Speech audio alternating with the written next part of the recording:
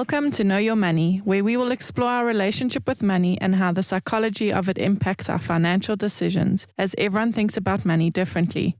In our podcast, we'll be presenting a variety of financial topics in an easy-to-understand way, which we hope will assist you with managing your money. Hello, everybody. Welcome to Know Your Money. Warren, Craig, how are you guys today? Ron, very good and relaxed. And Warren, you're looking remarkably relaxed. Yes, I've been doing some breathing. I feel great. Thank you, Rob. And who's in the studio, Brian? So today we have a guest, Rob McDonald, who has been in the financial industry for 25 years.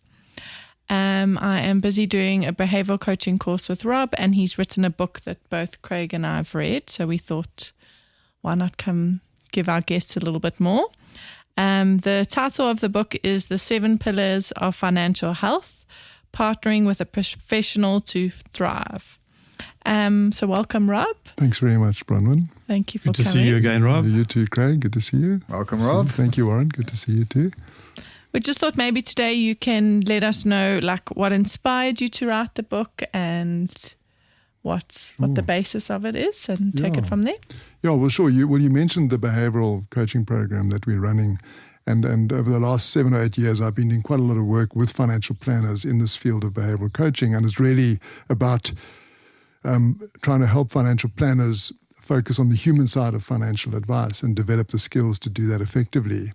And I suppose that was really the spark for the book, because I think there's a lot written out there about, how to plan your finances and the technical side of financial planning. And the reality is that actually when it comes down to financial planning, it's actually quite simple. I mean, we all know that we should spend less than we earn. We should try and save. We should pay our taxes, not take on bad debt, and not spend unnecessarily. We all know that. But, half the world are, or if not more than half the world are struggling with their finances. And it's a bit like diet. We all know what to eat that's healthy. We all know how to be fit and healthy, stay fit, get a lot of sleep, all of that. We all know what to do, but half the world has obesity. Yeah. And so my curiosity is around the human side of financial planning, because it's not that we don't know what to do, but most people around the world struggle to get it done right. And that was sort of the catalyst for writing the book, to focus on what are the human skills that I think we need to develop to be effective in achieving financial health. And when I talk about financial health, I mean both being able to be comfortable with your life and your money. So I think we my sort of thesis is that money is just a means to an end. Yeah. And that we are all here to hopefully try and live meaningful lives, and hopefully our money can help us do that. But very often people get caught up in focusing on the money only, and not on their lives. And so, I actually heard the financial planner talking about it the other day. Their wealthiest client is in a very bad mental health state, despite the amount of money that they have. Yeah. Therefore, your book, your title in your book with health is because most of us talk about wealth, not health, in finances. Yeah. So correct. Interesting. Yeah. Way exactly. You put it across. Yeah. And then the other part of the book, which you mentioned in the title, Partnering with a Professional to Thrive, is that, I got asked today by somebody, how can I trade shares? What's a good platform? And we forget that there are professionals who trade shares, and it's not something that, anybody can just go and do, And so why I say partnering with a professional to thrive is because I firmly believe that people need to work with people like yourselves, like you, Bronwyn, and you, Craig, that we need partners to work with. The analogy I use in the book is a tennis analogy. I don't know if any of your listeners are tennis fans, but Novak Djokovic is the record holder for the number of Grand Slams in men's tennis. And he's now, 36, 37 years old. And he's always had a coach, although funny enough, he's just changing coaches now, but he's always played with a coach, worked with a coach. But Nick Kyrgios, who's an Australian tennis player, is probably the most talented tennis player in the world. I mean, certainly by all accounts. And he's never run a Grand Slam. He's never had a coach. And I think that's the difference, because we all have blind spots and we all don't know what we don't know. And so that's why, I've intentionally made this book about the human skills, but also the importance of working with somebody, to achieve financial health. Yeah, definitely. And I remember in the course, another analogy you used, which was also tennis related, was, back in the day when they used to coach you, like if you were bad at your backhand, then you'd sit and work on your backhand to get better. Whereas now the kind of coaching is like, okay, well, what are you good at? Let's keep playing on that side. I don't know if that was how it was. You know what I find, sorry to interrupt there, is you guys know I like watching mixed martial arts fighting, and you'll get UFC fighters who will change coach and their next fight will go on to a run of wins. Now, they've been doing martial arts their whole life. They haven't learned any new skills with the new coach. Their ability was the same. So there must be a mental side to it as well that the coach can unlock or can tame. It's not as simple as, well, I got better at this. Absolutely, yeah. I mean, that's a great point, Warren, because I think, I don't think the value add of a financial planner specifically is the technical side, because it's almost a given. If you go and see a doctor, you would hope that they are trained and medically proficient. Yeah. And the same with the financial planner. But to your point, I think financial planners have actually three roles that they play with clients that are non-technical. I think the first role is one of being a thinking partner. So to actually, to your point about the mental side, to work with the client, to help the client understand your client. Really. Exactly, yeah. Understand your client, and interesting enough, help your clients to understand themselves better. Yes.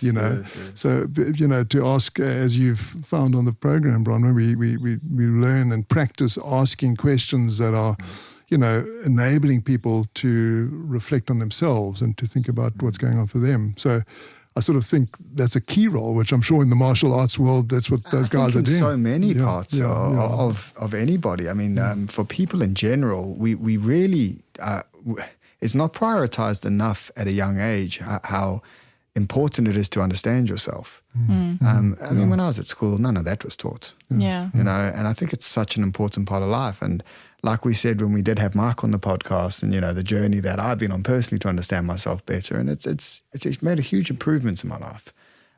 So back to your point though. And the other 2 points you sorry, you carry on. I just wanted to say, with that thinking thing, I think that is why, like with us, money is not just one relationship. It's not just one area. We talk about the 7 different areas. It's like earning and giving and spending and saving and keeping. And like us as your thinking partner, I believe, is to help you think of each of those areas. That client that you're saying, yes, he's earning so much money and he could be keeping it, but what is he spending on it? Why is he spending that? What is he giving it? So if he can just see money more than just needing to make it, it can help people. Yeah, absolutely. Yeah. So that I think that's a key role, that thinking partner role. The second role I think is one what I call choice architect, and that's really that I think as financial planners help people make choices. But I think what's important in that is that we also know that, and I'm sure you probably had this with Mike on your podcast, is people who take ownership of their choices are likely to follow through on those choices more effectively. And so being a choice architect is a role that a financial planner plays, but it's not to tell the client what to do. It's to help the client work out what are the choices, what are the possibilities, and then which one do you want to take? And then the third role would be what I call a behavioral coach. And it's to say, once we've made the choice and you implement it, so often things happen in life that might throw you astray, so you hear about what's going on in the investment markets. They might be going up or they might be going down, and clients want to make a change to their portfolio. So there, the coaching role comes in, and there I'm using coaching in the sense of challenging people to stay the course, not to just change it at a whim. Yeah. So those are 3 roles. We can unpack them more, but I think the point being, going back to your point about the martial arts, is the techniques and the skills. There's so many ways you can work out how to save tax. So, there's so many ways you can work out what portfolio to invest in, or how to write a will. but those are technical things, and we probably in future are going to get some form of AI to do that for us anyway. Yeah. So then what is the role of a financial planner? It's really to engage with the human being sitting on the other side of the table. And especially now, the weeks coming up with the elections coming, the people are starting to react to that, and change their portfolios, etc. Yeah. Got to be very careful to do something on that. Yeah. I'm not allowed to talk about elections, Craig. I don't know if you are. Well, we have covered in another podcast, but I'm just saying there's world events or events that happen, like Rob said, the markets go up or down, and people want to react said on this that. so many times, Craig, because being reactive is not a very good way to be, especially with your long-term finances. And I think what I understand from Rob was what he's saying is, yes, you can have the best technical analysis, you can have the best people on it, but ultimately it is your choice what you do with your money. And having somebody who can understand and coach you to stay the course or to make changes when changes need to be made. But again, you have to make them, and you've got to understand that person if you're going to be advising them. Yeah. And also I feel like clients think like that the advisor has to tell them what to do. And way back in the day, I suppose I also used to do that. I'd say like, give me your budget. I'll write it out for you. This is what you're spending on. You shouldn't spend on that. And like one huge thing that I've learned like from Rob is they need to write out their budget. They need to see what they're doing. And if every day a good cup of coffee means something to them, if I go and say, stop spending money on coffee, I'm not understanding that person. I've been saying that to my wife for so long. But coffee Every might day, mean something Seattle, to every her. day. Does it? Exactly. That is shoes, Yeah. And it's having to understand that person genuinely and what is important to them, what is valuable to them, and giving them the choices, Like before, it's like, you should have this, but it's like, it's your choice. You could have this or you could have that. So you could have all your life insurance and no savings, or you could have savings towards this or that. And what choice do you want to make, which I think is really valuable. Yeah, and I think one of the pillars of financial health that I talk about in the book is courage, and I do think that for financial planners, your role is very tough, because sometimes you do see clients that are making a mistake. Now, I'm not going to put a coffee at Seattle as that. Times are tough, Rob. No, but don't worry, Warren. My wife says the same thing to me. So don't worry. So I feel your wife's pain. Sympathetic ear. Let's not bring her in here. Yeah, no. But the point being is that that sometimes, and let's use that example of the markets going up and down, is sometimes it requires the courage of the planner to challenge the client and say no. And so, yes, we don't want to tell somebody what to do, but once you've gone through a planning process, somebody's made their choices, worked out what they want to do with their money, and then, suddenly the markets fall 10% because of a rumor of war or something, and they want to cash in, then financial planner steps up with courage to say, no, Craig, that's not the way to do it. We spoke about the plan. What's changed in your plan from when we did it? Nothing's changed. You're just scared now. Yes. Now we need to be, now's the time. And I think that's where financial planners really earn their keep, is when they can challenge clients. But so it's a tough role, because you're absolutely right. You tell somebody they mustn't buy their coffee, they're not going to listen. Yes. But once they've collaborated with you to get to a plan and put it in place, then you guys have got the tough job of trying to help them stick to the plan. Plan, correct. I think as well, if you're getting a call from your financial planner because you've started to maybe liquidate some of your funds or something like that, and they say, why are you doing that? We talked about this, the plan. I would have respect for the person who's willing to make that call, because ultimately it's not in your best interest to increase my savings, is it? I mean, in the sense you don't have a gain out of it, or do you? No. Well, sort of. But hopefully that your goals will be reached. That's the main thing. Yeah, but I think ultimately, yes. So, for example, if you have a friend of yours and they're doing something wrong, and nobody says anything to them because they want them to still be their friend, right? Yeah. When you call them and you go, what you're doing is wrong, buddy. You shouldn't be doing that. I'm just telling you as your best friend. Yeah. they'll respect you for that. Or they should do at least. Yes. Yeah. So that courage They to may do not that. like to hear it, Yeah. but they will respect you. Yeah. And I mean that's a great example, and I actually talk about in the book about this the big danger that financial planners sometimes fall foul of is following the path of least resistance. Yes. Because historically financial planning was a sales service in a sense, so you just you want to get the client to buy the product, so you just follow the path of least resistance. No, Craig, that's a great product. Take it out, or whatever. Whereas now, I mean, I think we're recognizing that financial planning as a profession. I think it's one of the two most important professions in the world in the 21st century, the other being medical. But people are living longer. You need your money to last longer. Yeah. Critical profession. And so we can't afford for financial planners to be taking the path of least resistance. They've got to step up and, as you say, be a friend like the one you described. Yeah. And often in markets, when the markets are under pressure, it's easy to run to cash. And then, cash is it's an easy option. That's but right, then if you can withstand the temptation for cash and keep in the market, when the bad times have gone past, you're going to make...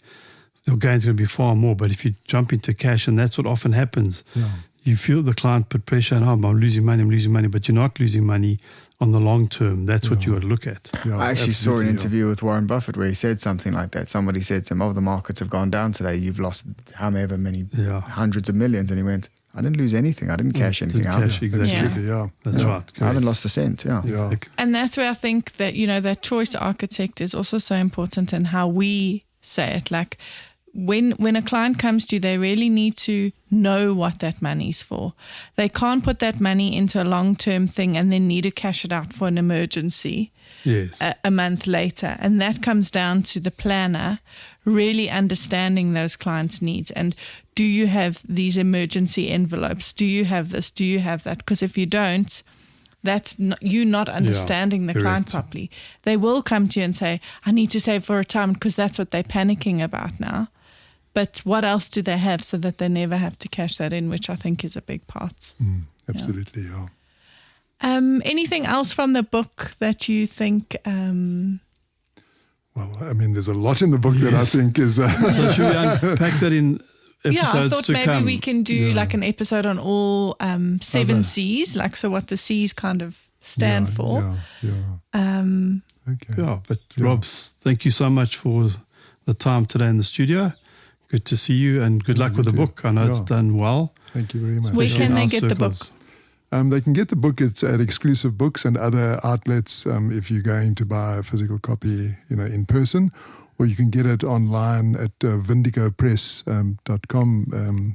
And I think so you can order it online, or you can get it on Amazon as well, on Kindle. So there are various ways of getting it. And we'll put a photograph of the cover. Yes, for sure. Yeah. Great, thank you. Awesome. Thanks, Rob. Thank you very much, guys. Thanks very much. Take care. You too. Bye. Bye. Thank you for listening.